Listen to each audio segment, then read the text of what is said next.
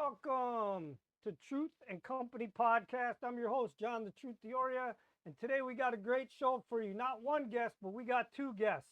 And just let me break it down real quick and explain to you who they are, and then I'll bring them on. They met in college at UWS, and they were in a jazz band together. They started playing music together in 2018. Nick plays guitar and does vocals, and Ren plays violin and does vocals. Um, they both write some of their own songs. Their music styles rock, folk, pop, soul. And since then, they've actually put out two albums with a band called One Less Guest. And they spent 3 years out in Los Angeles for a while performing. But then they moved back to the Twin Ports area. And in 2025, they put out their debut album as the musical duo Between Howls, which is titled Cabin Fever. You guys can go check that out. My understanding is they're in the process of putting out another album, hopefully that should be out in 2027. They did a tour all over the United States to promote the Cabin Fever album and traveled in their trusty camper van called the Blue Magoo. I'm interested to hear about that. I've heard about it on other podcasts, which I understand has a long generational history in Nick's family. So we'll have to find out more about that from Nick. They also have done a soundtrack for a short film called the movie The Pool Boy. So if you guys are interested in that, check that out, find that online. So let's bring them on. Nick and Ren Howl of the musical duo Between Howls. But anyway, Okay. so let's get to so why music? First, I'll ask Ren, why music? Man, it's it's such an all-encompassing art form, and it's just really freeing. I love it a lot. I've been doing it since I was a kid, and I don't think I can stop doing it. So it's just my favorite thing. Okay, so it's just a passion that you. Yeah, it's Okay, Nick. Go it ahead. really connects you with a lot. It just connects you with a lot of people. I think we can all find something in music that gives us something really beautiful. Yeah, Okay. yeah, I agree with that. I it's kind of like I would do it for free. So, you know, I think that was a piece of career advice I got is just like do something you would do for free. So, And Nick, why did you um, choose Yeah. yeah, music though? and why did I choose it? Oh, like, do you mean as a career or just like to do No, I it? mean just in general. Like some people, when they're growing up, they choose to play sports. Other people, they go Mm. off to the service. Why did you choose music? Oh yeah, I don't know. I don't really feel like I chose it. I just always did it. I don't know. I mean, I did sports too in high school. I had a lot of interests in things. I like taking things apart and putting things back together, stuff like that. But yeah, I've just always played music since I was a little kid. I'm from a musical family. You know, everybody starts on piano when you're like some people it's 7, some people it's 8. And then you get to pick an instrument when you're 10. So you kind of pick your instrument. And yeah, I just kind of picked a guitar up and I never put it down. So Okay. And yeah, for some people that might be fans of yours or just becoming fans of yours, they might not be aware, but you guys aren't only a musical duo. You guys are actually married. yeah, So yes, when did that happen? yeah. That was in 2023, Mm-hmm. right? Yeah, Mm-hmm. yep, September. Okay. yeah. So have you guys so give me a list of some performers that you guys have played with. Played with, yeah. Or opened up for I or mean, I did a few. Yeah, yeah. I did a few shows with Cassius Culpepper out in Nashville this last year. I was just doing some side work for them. That was pretty fun. In that group, we opened for Leon Bridges, and we were on National Good Morning America show. So that was some work that I did with our group. We've worked with some more local groups out of the Midwest, but yeah, we've done some work with like Salty Dog up there. They're one of the bigger groups in Duluth, and I know I'm missing people. We've been playing with some people for a while. I mean, yeah, we're opening for the Last Rebel in June, so we're pretty excited about that. Yep. You know, it's like we have had a privilege to work with, I think, a really nice spectrum of like all kinds of different musicians, and like working with people out on the West Coast was really cool when we were living out there. And yeah, I mean, music's all about, it's a people business, so it's all about collaboration. And I can't even really, if we had to actually list all the bands we've played with, I mean, in our 8 years of playing together, it's hundreds of bands at this point, and and they've all been great. Really, we've been pretty fortunate to work with a lot of really, really nice people that are very talented all over the country. So now I mentioned the Blue Magoo van, and I know you guys got some tour stories that have to do with the van. Can you tell me give me a story that has to do with the van on touring last year? On touring last year, well, do you want? Maybe I'll give you a do you want a breakdown story, or like a ridiculous, like a fish out of water type story, or what's that? Anything that you would think that the listeners would find interesting, an unusual story? Because I mean, it's already unusual that everybody's hearing about this van that's historically known, generational through your family. I've heard it in other interviews that it's gone down through generations, that you're still traveling with this van. So Yeah. It's kind of interesting. So I just want to hear a story of either, you guys down in Nashville or touring around the United States with the van, or.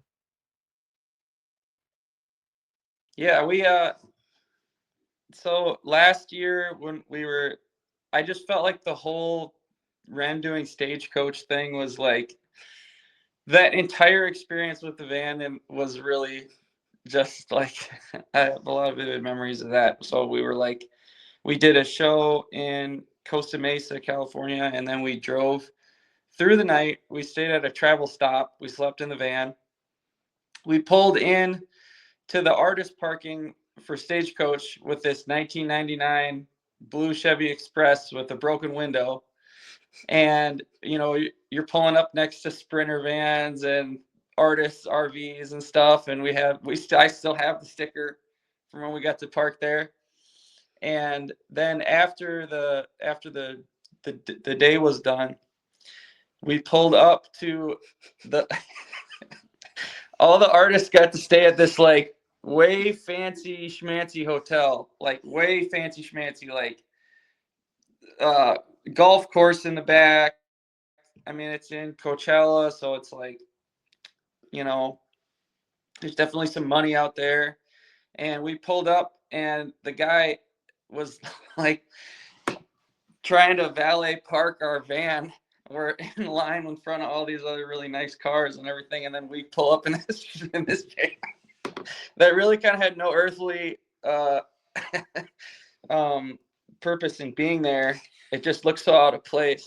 And I just remember laughing as the guy was trying to take my keys, and I'm like, can I just self park this thing? Like, I don't, because anytime they would valet park that van, they would park it way the heck 3 parking lots over, because how they always park the sports cars up front, and then it's like we would always have to walk really far.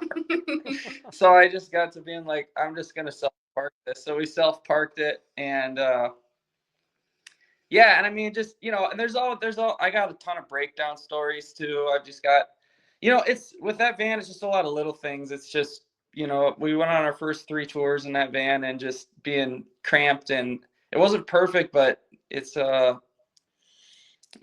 it was a great van. And actually, we did have to retire it very recently, John. So we haven't really been. I think it's just because we don't want to. It's kind of a bummer. It was almost like losing a pet. Like, honestly, yeah, we really love that van. And we don't have any pets, so like our kids, so like our vans are kind of like that's what we take care of and love. So So is that the Blue Magoo? yeah, The Blue Magoo van is officially retired? Yeah. retired. Yep. I thought about parking it at my mom's house, like using it as an ice fishing shack or something, because it still kind of limps along. But I was like, I don't know. It was kind of just time to put it down because it was just, it had a whole litany of problems. But 270,000 miles out of that van, and that's a pretty good run, you know. I mean, and I didn't have a lot of money. We didn't have a lot of money, especially at the beginning, to be able to take care of it. So it was just hope and a prayer and duct tape for a couple of years, you know. So So is there any places, either one of you guys can answer this or both of you guys can answer this. When you think of all the different places that you performed, which one comes to mind as like one of your top favorite places that you've performed? that's a good question. Mm-hmm. I mean, I got a couple if you want. You got Yeah, any? you go for it. Well, it might be the same thing, but Yeah, we were just talking about this at breakfast yesterday. Is like there's this kind of town that we really like, and we can't really put a exact descriptor on it, but it's like a little town that's kind of like artsy. It's got like 10,000, maybe 10,000 people. Weirdly, a lot of them are county seats. We figured out. We think that's just correlation, but you know, like we just played in Decorah last night. We love playing here. Or Mason City. Livingston is not a county seat, Livingston, Montana, but Livingston is a great little town. That was probably my favorite stop on the tour last year. And that was when I was a little worried about, because it was just kind of like in the middle of nowhere in Montana, and you really don't know what you're going to get sometimes in small towns. And I grew up in a little town in Wisconsin, so you know, fortunately, one of the ones I grew up in was kind of like that, where we had an art center and all that kind of stuff. So I had good opportunities still and everything. But yeah, I like playing in Livingston. It was really nice, pleasant surprise. Just little town in the middle of Montana.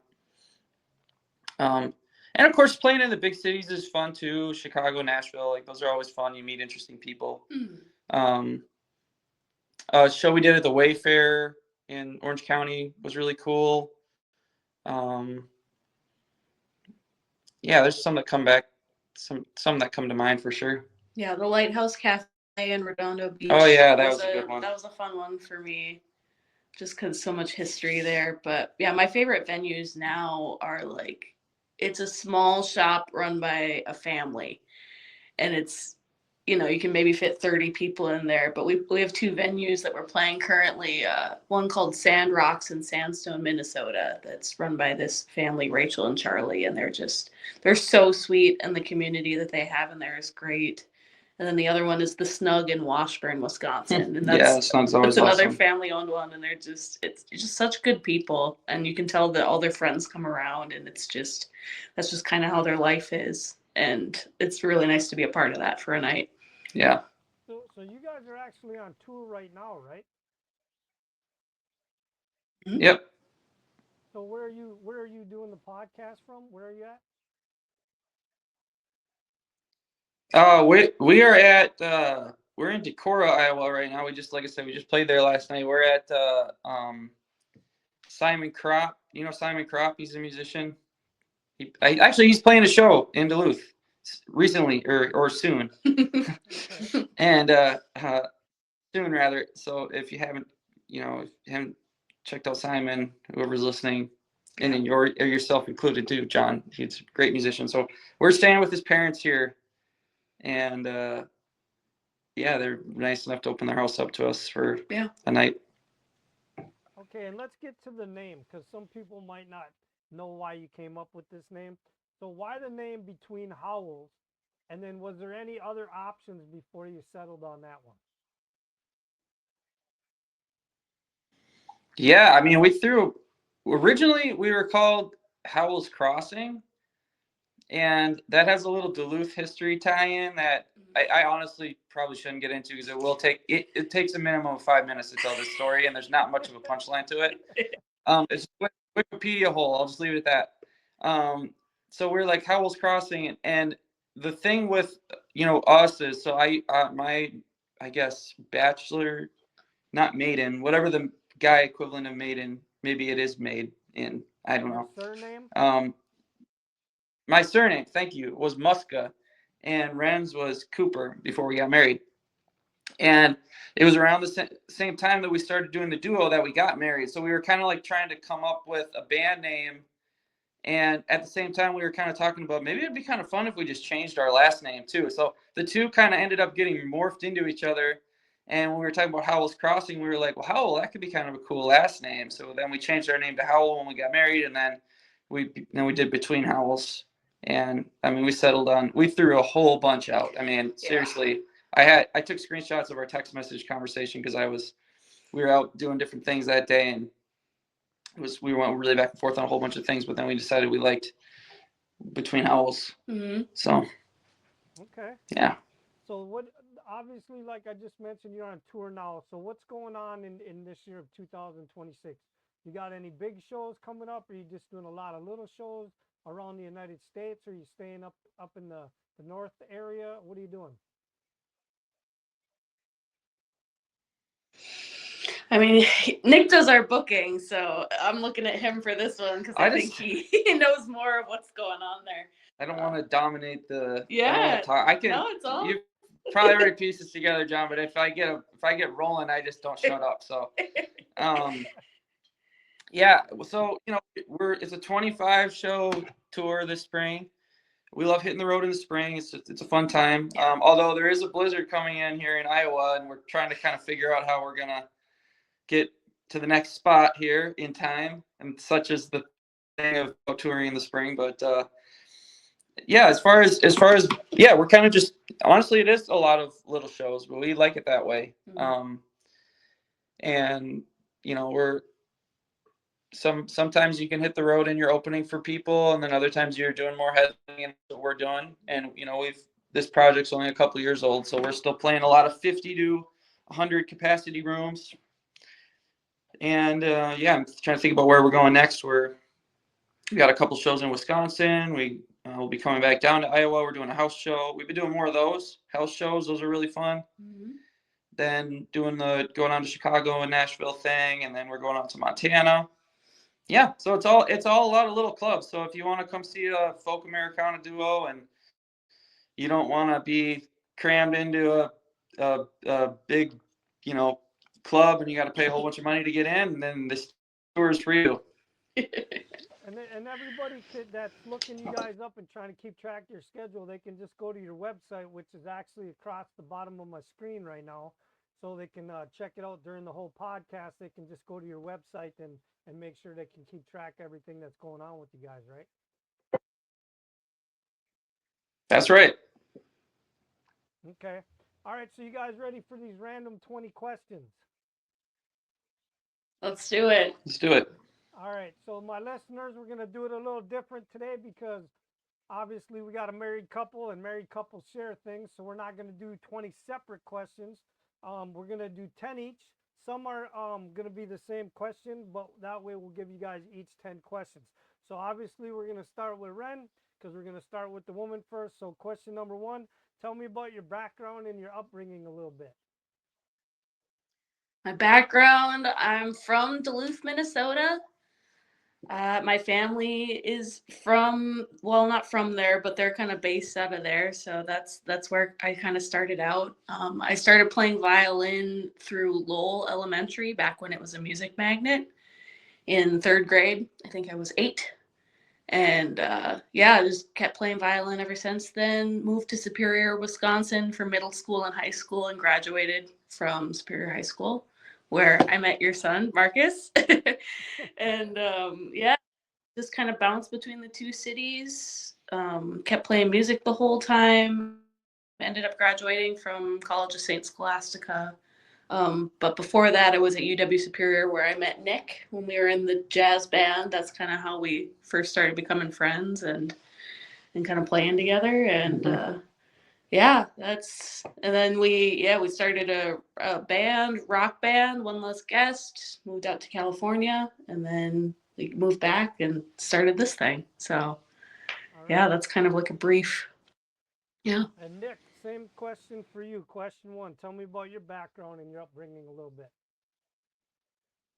Yeah, I was born in Park Falls, Wisconsin, and actually, I found out I was supposed to be born in Minocqua, but that's a whole other story. My mom just told me that this week. Um, but I was born in little Park Falls, Wisconsin, and then moved around a little bit. My dad was in the military, so we ended up moving out to Fort Lewis, which is an army base in Seattle. We lived out there for a little while. Then my mom and my dad got divorced. We moved to a few different little places like Frederick, Wisconsin. We lived in Stillwater, Minnesota for 2 blinks of an eye. And then my mom ended up meeting my adopted dad, and we moved to Shell Lake, which is that's where I say I'm from, because I spent a lot of my life in Shell Lake, Wisconsin. Going to the art center camp there. And it's kind of like what I was saying earlier about these little towns that have a good art scene. I just think there's something really special there. And I was fortunate to grow up where I did. And then when I graduated from Shell Lake High School, I ended up moving up to Superior. And then that's when Ren and I's stories kind of tie together. So you can literally just copy and paste the second half of what Ren said. That's pretty much my story after that. So. Okay. All right, Ren. Question two. What advice would you give a kid that wants to become a musician? Yeah. I would say just have fun with it. I mean, being a musician it's a very personal and unique experience for everyone who does it. And if you're trying to be a sort of specific thing or there's something you want to emulate, it's like that's good, but just keep having fun with it no matter what. Don't box yourself in or feel too pressured to hit certain marks or expectations or anything. It's better when you can just be yourself and be free with it and have a good time. Nice. All right, Nick. Question two. What type of activity do you do that's therapeutic for you? Oh, that's a good question, John. Besides music, I'm assuming, right? It's besides music. Yep. Yeah. Yeah, it kind of changes seasonally. So, like, we just got out of winter, so I'll go ice fishing. I like ice fishing, whether I be with my friends or just sitting out on the lake by myself. And spring's a little crazy, but if I can like tap some maple trees with my mom, I just like being outside, honestly.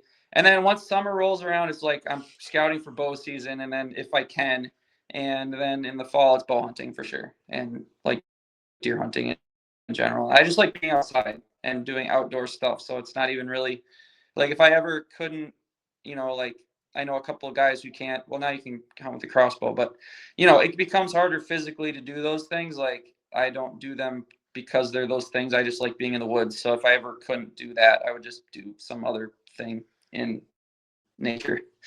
Otherwise, I like reading. I've always been a reader, and um, yeah, and then it's funny how you can't. It's writing and music and stuff is very therapeutic for me. So there's um, it is funny when your hobby becomes your job because you got to kind of. Yeah, I still get a lot out of music doing that. So. Okay. Mhm. All right, Ren. Question three. If you were a roller derby star, what would your name be? Oh, shoot.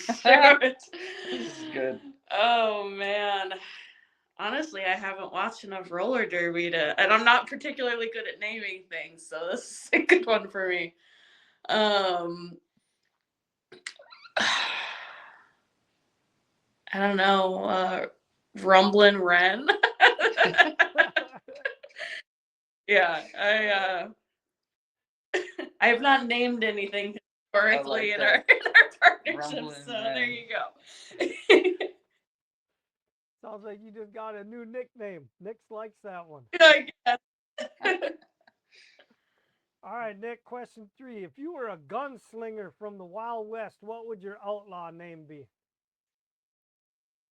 Oh, I'd probably be like Two Toes Willie, and I would have I would have some kind of a story about how like I lost all my toes fighting a grizzly bear with my feet or something, so that nobody would mess with me, like, or just in every different town, I would come up with a different story about why I only had 2 toes. Would you actually have 2 toes? No, probably not. I mean, hopefully not. Never But take your shoes I would never off? take my shoes off, so nobody would ever know. It sounds like Nick has And then actually thought about this before. Yeah. But I love it. That's great. Staying alive in the Wild West, you got to make the little stories about you. I don't know. No, you're right. You're right. All right, Ren, question 4. What is your proudest moment of your career so far? Man, you're asking the tough I want to know questions the now. answer to that question too, Shoot, actually.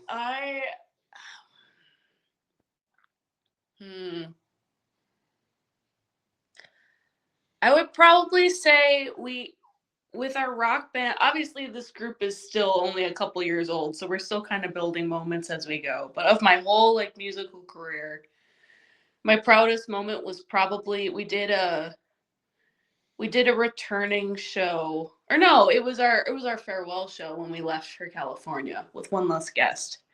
There was just this moment at the end of the show where we all took a bow and like all of our friends and family were there and they were like I'm like tearing up thinking about it. Mm-hmm. They were like being really just so supportive of like what we wanted to do and things that we were trying, and it just felt like I was like right where I needed to be. Yeah. And that was All right, Nick, question 4. What is your proudest moment? He was there. Yeah. That was a cool moment. Yeah. So is that your answer for the same question, Nick, or do you got a different answer for your proudest moment of your career? I mean, that one's definitely up there for me. I remember the day before that show because we literally left like a week later, and I saw my mom and my brother for like the last time before I moved, and I just remember telling them, like, I looked my mom in the eyes, I'm like, I am so scared. Like, I was like scared. Yeah. Like, what was gonna happen? Not really about the show, but just about this next chapter, and it felt like I was kind of planting my flag a little bit. That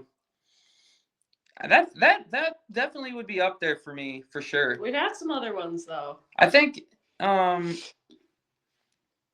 you've done some. Yeah, sorry. No, it's all good. I get really proud when we put out new music. Like for me, some of those really proud moments are like, when I actually have when a record is done and out. But I guess that's a little bit more amorphous. Yeah, the farewell show, that was pretty cool. That was like a moment for me. But yeah, like putting out our records or going on tour in the first place, it just, kind of every new landmark, it feels like you have something special. Like a moment in time there. Okay. All right, Ren, question 5. If you had the ability to cure one disease, what disease would you choose to cure?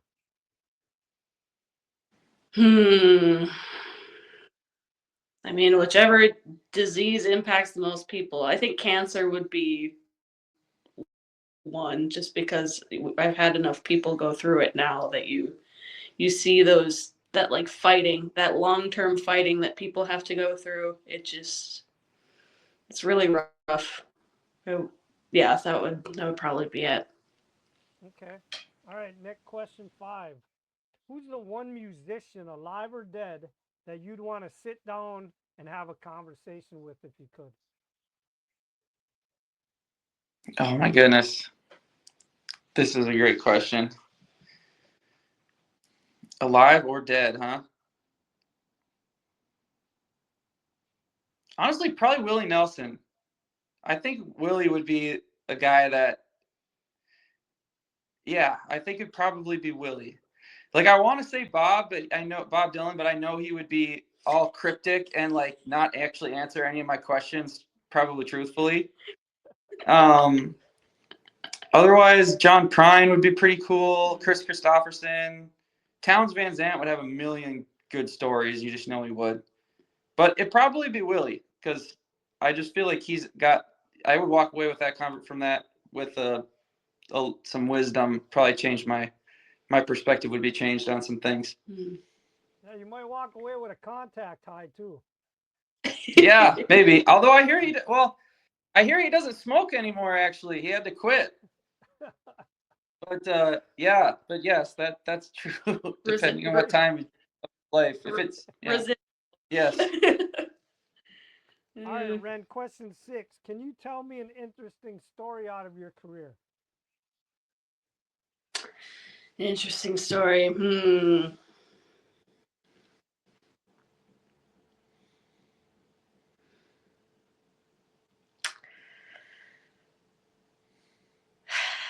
There.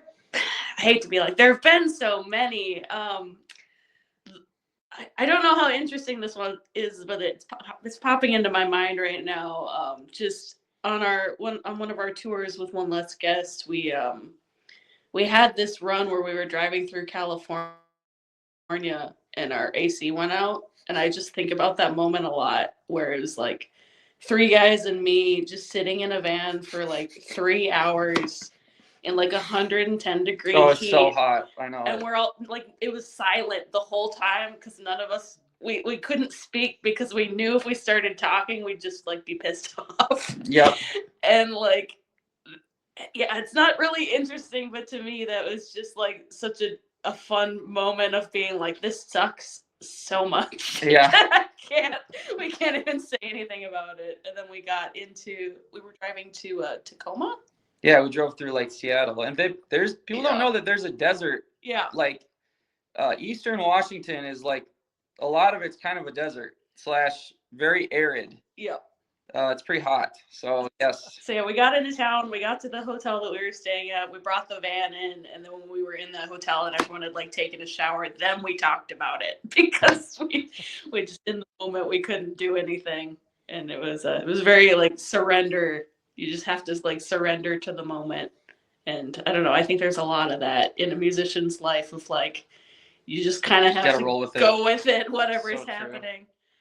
So Well, I mean, honestly, that's a great story because that tells the listeners that just because you're a musician and you get to play in front of all these people, it's not always the great and the good things that the fans get to see. Sometimes there's moments like that where you have to go Yep. through rough moments to get to the top. yeah, and those are the things that you remember of just like why we had a whole tour of like really cool things going on, but for some reason that's the moment that always comes into my head. Yeah, that was a funny one.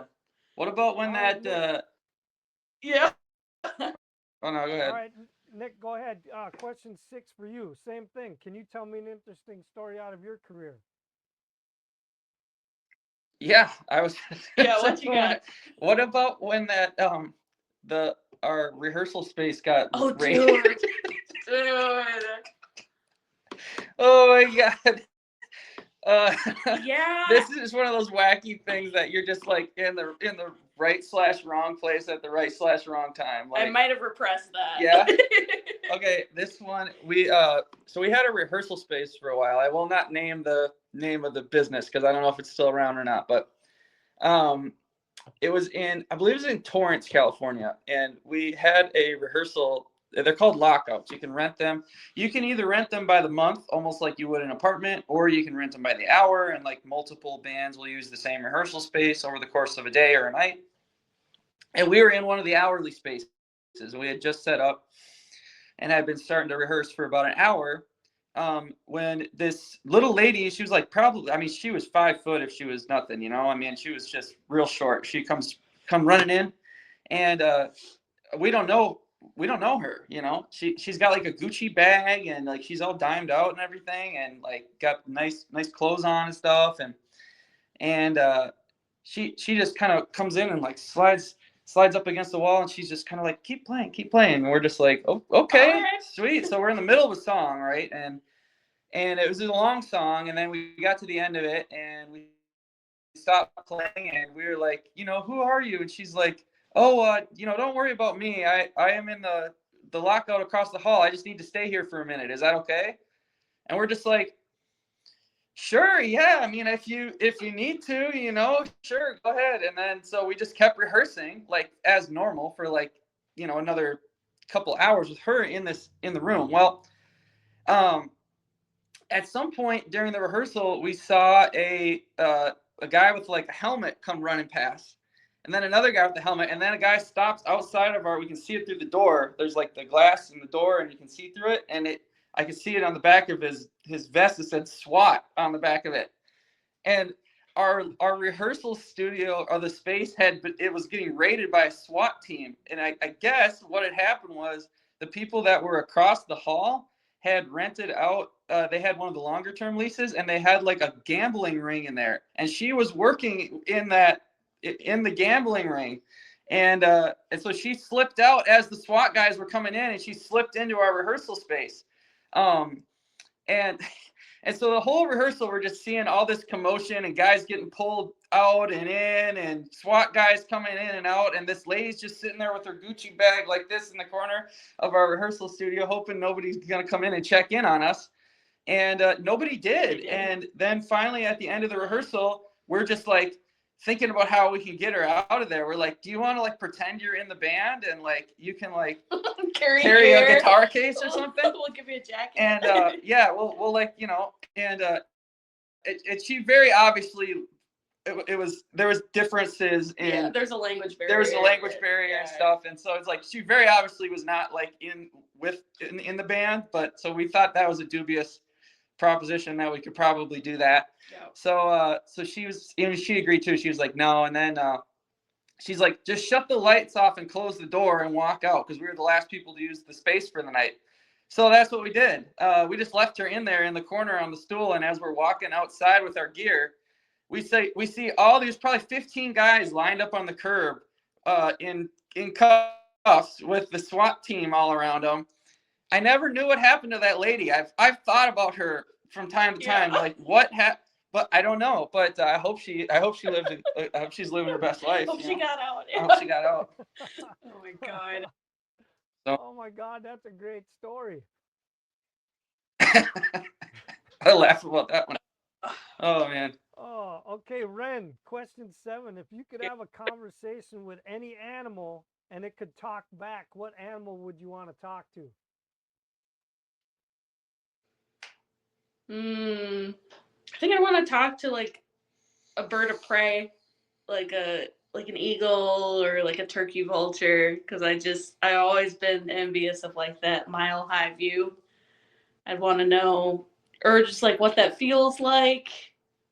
Yeah, probably. So like a predator bird then? Yeah, like a predator bird. Oh, okay. Or like, how do you think about being a predator bird? Yeah. All right, Nick, question 7. If you were stranded on a deserted island and only had 3 items that you could choose, what 3 items would you choose? Okay, assuming there's no cell service, right? Yeah, absolutely.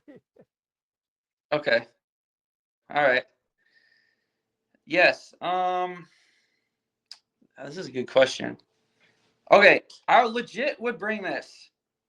This is the number 1 item I would bring for sure. This Leatherman Wingman. I am not sponsored by Leatherman. I just swear to God, I have fixed so many things in my life with this little Wingman, and these things are like indestructible, and they got a million different tools on them. I literally always have it on me. So that's thing number 1 for sure.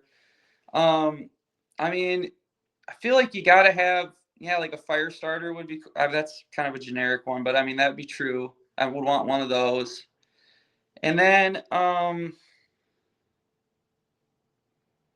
probably like something like a longer book that like wouldn't make me go like crazy or would give me perspective on like the solitude, like maybe like The Alchemist or like Walden Pond, or probably Walden Pond. Honestly, I really like that book.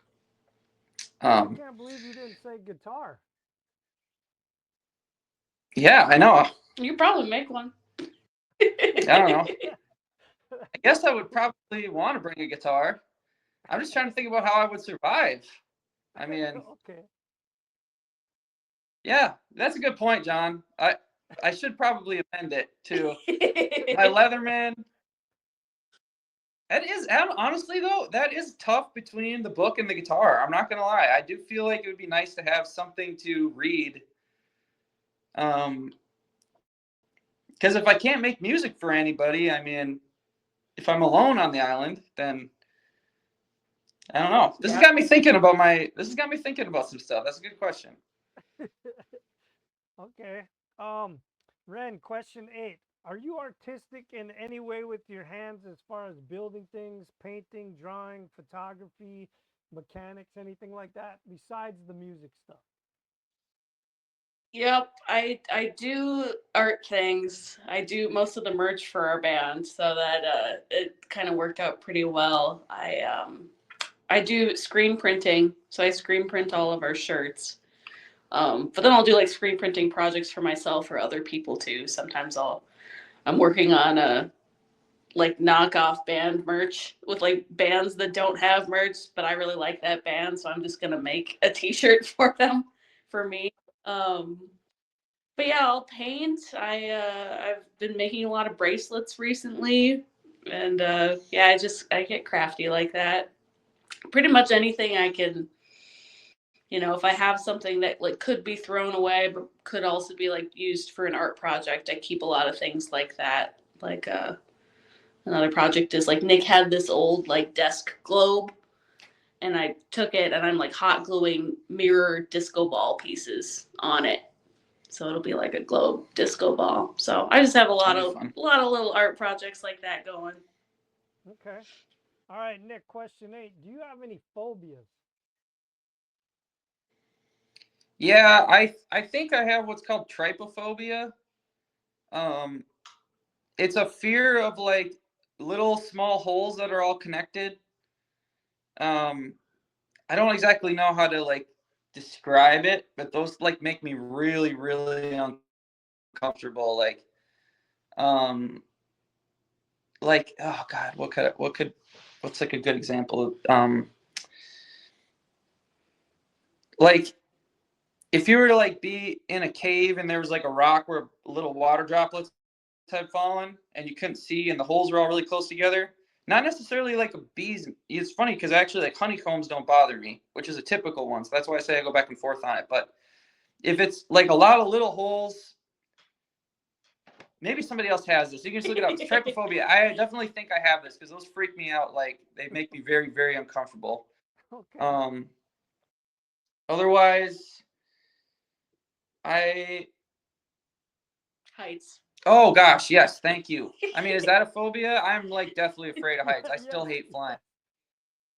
I literally turn into like a 6-year-old when I fly. I mean, Ren has to like hold my hand, and like I really do not like flying. And I've flown a lot in my life. Actually, I've never gotten over it. Everybody tells me I'm going to get over it, and I just never really quite have. Or yeah, like I don't like that any like heights related movies, like that one where probably the scariest movie I've ever watched was that it's this movie where these two girls are stuck up on a platform at the top of this little needle tower. It came out like 5 years ago. I only watched it once because it really scared the crap out of me. Do you remember what this movie's called? I think it might have been called Fall even or something. But these two girls climb to the top of this radio tower, and then the ladder falls out from under them, so they're stuck on this tiny little platform trying to get rescued. So yeah, definitely I do not like heights either. Okay. All right, Ren, question 9. What is a pet peeve that you have?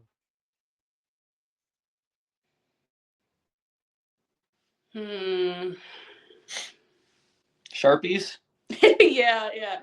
We gotta help each other out with these because sometimes No, I know what you mean.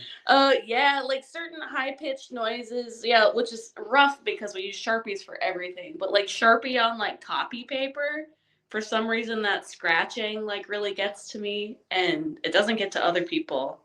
It's funny because I feel like a lot of people have like a high pitch sound sensitivity, but it's like different things. Like I know I'm talking about our old band a lot, but we just did so many things with them. Our bassist from the band One Less Guest, Nick Glass, he played bass and he used his bow, but for some reason rosining a bow, it makes kind of like this high pitched hiss. And he hated it. And I never understood what his deal was with that because I'm like, it's not that big a deal. But then for me with Sharpies on paper, it just totally wrecks me. I have to like go in the other room. But then also I have to sign stuff, so I just kind of have to grin and bear it. Yeah. Yep. So yeah, that's one for me. All right, Nick, question 9. If you could ask an alien one question, what would you ask them? Oh, an alien one question.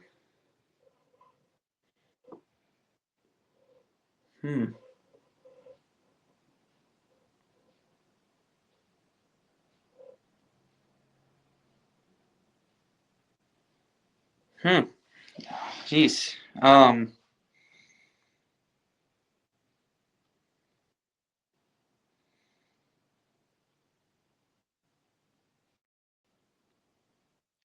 I think I would ask them to describe, like, if they believe in an afterlife, and if so, like, what it looks like. Honestly, I mean, I'm just being honest. That's what I would want to know. Like, do you guys? Yeah. You know what I mean? Like, I thought about language or like music or something, but like, I would really be interested to know, like, what a different, if that's just like an inevitability of like civilization, that we like have this idea of an afterlife, and if it looks the same for everybody or if it would look different. Okay. All right, Ren, last question for you. Question 10. What is the craziest or the funniest story that ever happened between you and a fan? Oh, dude. Okay. This is another one from One Less Guest. We just got into so many deals with that band. So we were playing this private party in Superior, Wisconsin. I believe it was during COVID, so it was like an outdoor thing, but it was a pig roast.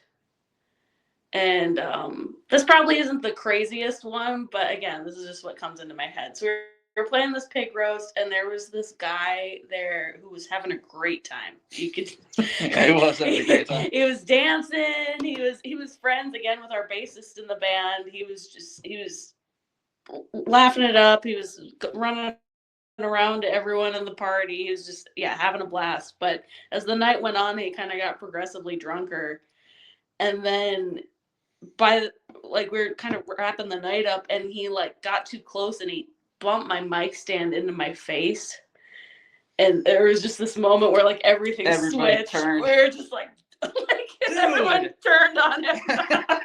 You went from being the life of the party to like, dude, get out of here. Don't even remember that guy's name. No, and I actually chipped my tooth that night. It's not noticeable. It's just like on like the inside of my tooth. But I think about that moment a lot because, So there's a moment. Yeah, pig roast got too rowdy. The rowdy pig roast. Yes. All right, Nick, question 10, your last question. Who is someone in your life that has inspired you outside of music?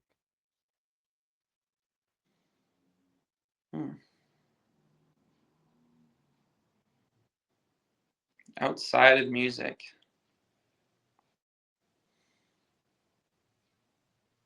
Honestly, my mom, actually. Yeah.